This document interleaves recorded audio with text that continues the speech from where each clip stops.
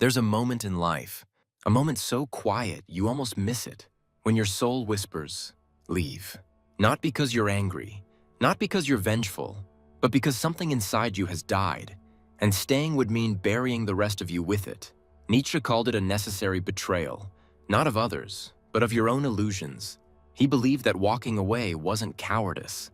It was the beginning of becoming beautifully cruel to everything that no longer serves your becoming. Because Nietzsche didn't believe in loyalty to others. He believed in loyalty to your higher self. And if that required leaving, without guilt, without softness, without mercy, then that was the most sacred betrayal of all. The beautiful betrayal is not impulsive. It's not reactive. It's not done in rage. It's done in clarity. You see the pattern. You feel the weight. You recognize the dead energy in the room, in the relationship, in the dream. And then, with a stillness colder than steel, you walk away. Not with explanation, not with closure, but with dignity. Because Nietzsche believed to grow, you must betray the person you were told to be. And that includes the soft, sentimental part of you that still wants to fix what was always broken. He saw most people trapped by what he called slave morality, a morality designed to keep you tethered to guilt, obligation, and weakness. You stay because they're family, because you owe them, because you promised, because it would hurt them if you left. But Nietzsche would ask you this: who are you betraying by staying? What truth inside you are you suppressing just to preserve appearances? He warned, every deep thinker is more afraid of being understood than misunderstood. Because once you understand what you must do, you become dangerous to everything and everyone that still wants you tamed. The moment you decide to leave, not out of anger, but out of evolution, you become free. And freedom, to Nietzsche, is the most terrifying thing you can offer the world. Because free people don't stay where they're no longer becoming. They don't explain themselves. They don't wait to be invited out. They disappear, quietly, like a knife slipping from its sheath. And that silence, that absence, is louder than any argument you could have made. You don't fight, you don't beg, you don't give speeches, you just stop showing up. Because Nietzsche knew the strongest departure is the one that leaves no trace, only questions. Not because you're hiding, but because you've risen above the conversation. You don't owe explanations to people who benefited from your silence. You don't owe comfort to those who fed on your loyalty. You don't owe a soft goodbye to people who only loved you when you were weak. And yet most people stay. They stay in friendships where they've been reduced to background noise. They stay in jobs that consume their spirit. They stay in relationships that rot their confidence. Why? Because they confuse loyalty with virtue. Because they've been taught that leaving makes them selfish. Because they think endurance is noble. Nietzsche said, "The snake which cannot cast its skin has to die." What if staying is the most selfish thing you could do? What if staying means lying to everyone, including yourself? He believed that betrayal was not only inevitable, it was essential. Because loyalty to others without loyalty to your evolution is nothing but self-burial. This is the law of beautiful betrayal. You are allowed to leave anything that kills your spirit, even if it's a person, even if it's a dream, even if it's a version of yourself you spent years building. If it no longer challenges you, if it no longer makes your soul burn, if it no longer brings fire to your eyes, you must walk away. Not later, not someday, now. Because every second you wait is a second you betray your becoming. Nietzsche believed in becoming over belonging, in shedding, not sheltering, in elevating, not enduring. But understand this, the beautiful betrayal will cost you. You will lose people. You will be misunderstood. You will be hated for not playing the role they assigned to you. But that hate is proof you are leaving correctly. Because Nietzsche's standard was not, are you loved? It was, are you free? If your life still revolves around not disappointing others, you are not free. You are performing your own imprisonment. The world doesn't fear rebels. It fears people who no longer need permission to vanish. So when the time comes, don't write a long message. Don't rehearse a heartfelt speech. Don't ask for one last conversation. Just go. Take the key from the hook, close the door quietly, and never look back. That is the Nietzschean exit. Cold, clean, final. Not because you're cruel, but because you finally love yourself enough to stop bleeding for people who wouldn't even notice. You're not here to live in a cage of guilt. You're not here to justify your departure. You're not here to cling to things that decay your potential. You're here to evolve. And sometimes evolution looks like betrayal. but only to those who never wanted you to grow in the first place. People will call you heartless. They will say you changed, that you abandoned them, that you've become cold, distant, arrogant. But they will never say this to your face because deep down, they know the truth. You didn't betray them. You just stopped betraying yourself. This is the unspoken cost of freedom. You lose the world that only loved your weaker version, the one who smiled too much, the one who forgave too quickly, the one who gave without being asked, and stayed long after the asking stopped. Nietzsche believed that the moment you stop asking for permission to evolve, you expose everyone who benefited from your hesitation. The people who once called you selfless will now call you ungrateful. The ones who praised your loyalty will now guilt you for leaving. Why? Because your growth offends their comfort, and your departure destroys their illusion of control. Most people don't want you to stay because they love you. They want you to stay because it validates their own decision to never leave. Your presence becomes a prison they can decorate with routine. You become a mirror they look into to see someone just as stuck as they are. So when you walk away, when you leave without mercy, you shatter that mirror. And broken mirrors cut deep. Nietzsche never preached softness. He respected the individual who could hold a blade to their own identity and say, "This no longer serves me." He believed most people rot from the inside out because they stay in places where they've already died. They keep going back to friendships that drain, to cities that numb, to jobs that sterilize, to relationships that shrink their spirit. Why? Because the pain of the unknown feels scarier than the certainty of decay. But Nietzsche's answer was always the same. Decay is a choice, and the one who fears uncertainty has already chosen death in slow motion. To Nietzsche, leaving is not just an act of rebellion, it's an act of creation. When you walk away without mercy, you're not just exiting a room, you're entering a higher plane of existence, one that forces you to confront your own becoming. There is no applause, no parade, no validation, just silence. And then, clarity. Because the person who leaves doesn't just escape others. They escape the version of themselves that stayed too long. And let's be honest, you already know what needs to end. You've rehearsed the goodbye in your head. You've imagined the escape. You've fantasized about the afterlife of freedom. So why haven't you done it yet? Because weakness always disguises itself as just one more try. One more conversation, one more compromise, one more month. But Nietzsche warned, "He who cannot put his will into things puts his will into suffering." Every time you postpone your departure, you don't fix anything. You just invest further in your own slow disappearance. The beautiful betrayal demands clean cuts, not slow fades, not ghosting, not half-hearted detachment, but deliberate separation, root and stem. You don't just leave the person. You leave the pattern, the past, the part of you that tolerated it. You leave the version of yourself that needed to be needed, that needed to feel good, that couldn't stand being disliked, and in its place, you grow silence. And in that silence, you plant strength. Understand this. Nietzsche didn't believe betrayal was always personal. He believed it was often cosmic. You're not betraying the people in your life. You're betraying the part of reality that no longer fits your evolution. The people, the habits, the scenery, it's all part of a version of the world that no longer deserves you. And by leaving it behind, you don't just save yourself. You signal to the universe, "I am ready for a higher standard." And yes, it will hurt. Not because you regret it, but because you stayed long enough to know exactly what you're walking away from. That's what makes the betrayal beautiful. It isn't emotional, it's surgical. Think of a snake shedding its skin. It doesn't do it to be flashy. It doesn't ask for permission. It doesn't apologize to the skin it leaves behind. It simply outgrows what no longer fits and moves on, alone.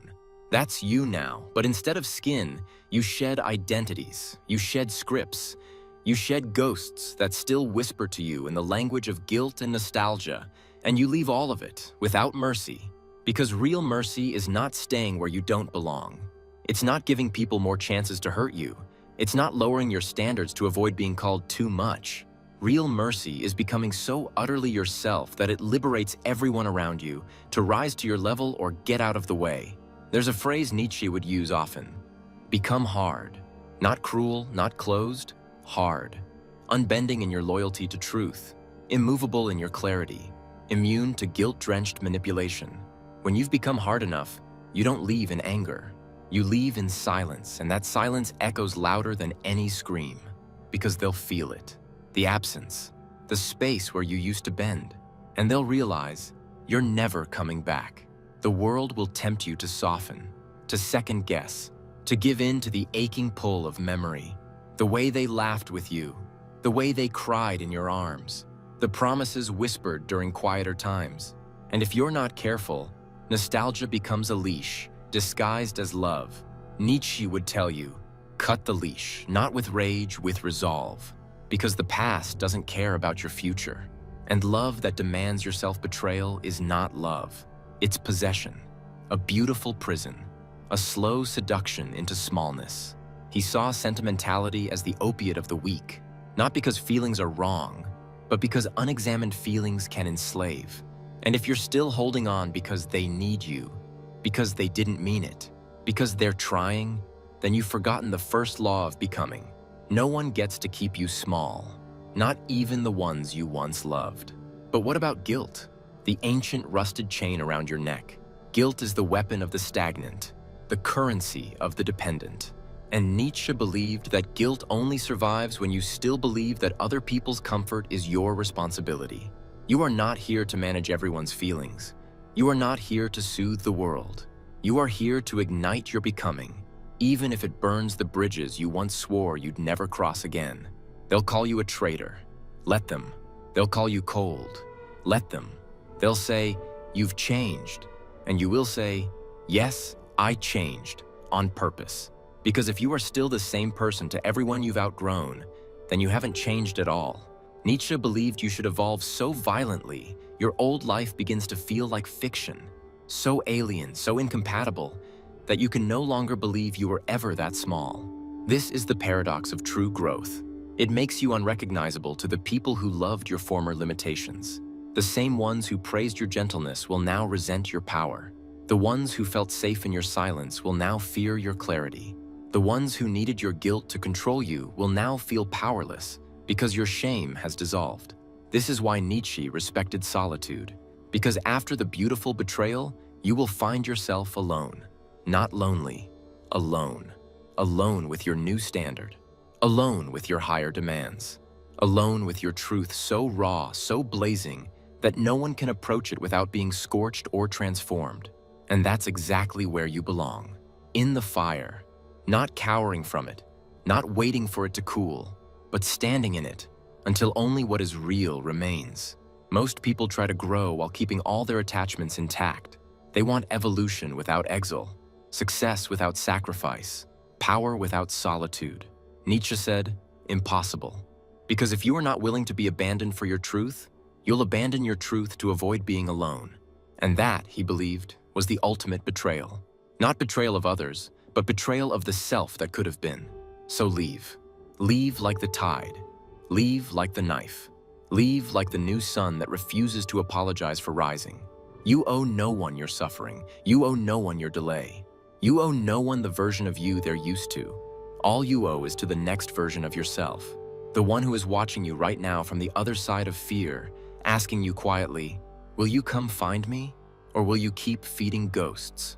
This is the Nietzschean call to betrayal. To betray expectations, to betray comfort, to betray anything that chains you to the ground when you were built for storms. You do not owe explanation for what your soul knows. You do not owe softness to hands that only reached for you when you were weak. You do not owe another minute to rooms that feel like graves. Leaving without mercy doesn't mean you are cruel. It means you finally stopped romanticizing your own suffering. It means you've stopped calling endurance a virtue when it's just another word for fear in a pretty dress. It means you finally understand this brutal, beautiful truth. Not everyone deserves to witness your evolution. Some people were only meant to know you before the fire. And that's okay. You don't need to drag them into the inferno just to prove you're not mean. Leave kindly, but firmly. Leave with honor, but without pause. Leave with silence so dignified, it makes the world rethink how it treated you. Because when you leave with mercy, they think they can still reach you. When you leave without it, they realize you never needed them to begin with. The final test is this. Can you walk away while still being good? Not good in the way the world defines it, obedient, agreeable, sentimental, but good in Nietzsche's sense. Strong, clear, unshakably loyal to your becoming. Because to Nietzsche, there was no goodness without power, and there was no power without separation. The person who cannot leave, who cannot cut ties, destroy false selves, or abandon comfort, will never reach the heights they were born for. They will rot politely, die slowly, and be remembered for nothing more than how agreeable they were. But the one who leaves, the one who betrays beautifully, they become a force, not remembered for how nice they were, but for the silence they left behind. A silence that lingers like thunder long after the storm has passed. Nietzsche once wrote, "I know of no better life purpose than to perish in attempting the great and the impossible." That's the real betrayal, not of people, not of promises, but of the small life you were handed by the fearful, the average, the well-meaning. You betray your childhood dream because it was never your dream. You betray the job you clung to because it never required your genius. You betray the person you loved because they only loved you as long as you stayed silent. This is not cruelty. This is devotion to the highest version of yourself, the version that demands you risk being hated to become unforgettable. And make no mistake, you will be hated. Because in a world where everyone clings, the one who lets go is dangerous. They'll call you selfish. They'll say you think you're better than them. They'll say you changed, and they'll be right. Because the beautiful betrayal is selfish. It is prideful. It is about thinking you're meant for something more than endlessly explaining your pain to people who will never understand it. It's about walking away from the campfire to climb the mountain, alone. They will beg you to soften, to come back, to be the version of you they could hold without burning. But Nietzsche would remind you, the higher you rise, the lonelier the path. You must be prepared to stand alone in rooms you once begged to be included in, to be misinterpreted, mocked, rewritten by those who now find your presence unbearable. Because presence, real presence, only becomes unbearable when it reminds people of everything they've refused to become. This is your moment now, not to negotiate, not to explain, not to ask if you're being too harsh, but to burn the scripts. The ones that say you must be soft, that you must be loyal no matter the cost, that you must sacrifice your truth for someone else's comfort. No more. You are not here to be understood. You are here to become unrecognizable to the version of yourself that used to beg for understanding. Nietzsche believed the greatest act of power was creation, but creation only happens after destruction. You must destroy the life built from guilt, destroy the reputation built on pleasing, destroy the illusion that you owe your pain to people who applauded your suffering. Then, and only then, do you begin to build a new self, one made not of obedience but of will. And what happens next? You don't become bitter. You don't seek revenge. You don't obsess over being proven right. You disappear into your greatness. You become so immersed in your own becoming, you forget what you were supposed to apologize for. You forget who needed closure. You forget the names of the people who only loved you when you were small, not out of arrogance, but out of elevation. You've risen so high, your former world is now just weather, a passing storm you once called home. So leave. Leave like it's an art. Like the silence you're about to create is more powerful than any conversation you could have stayed for. Leave without resentment. Leave without the need to be remembered. Leave without mercy, because mercy, to those who demanded your silence, is just another word for surrender. Leave because you finally love the version of yourself that emerges on the other side. The one who smiles, not because they are accepted, but because they are free. This is Nietzsche's final lesson. True power is not domination. True power is detachment. To look at something you once needed and walk away, not because you no longer care, but because you finally do. You care about your voice, your energy, your future, your strength. And anything that asks you to sacrifice those things is not worth loyalty. It is worth beautiful betrayal. Now go, and let the silence speak for you. Let your absence sting louder than your presence ever could. Let them feel the sharp edge of your becoming, and let the world adjust to your unrepentant rise. You owe them nothing, but you owe yourself everything.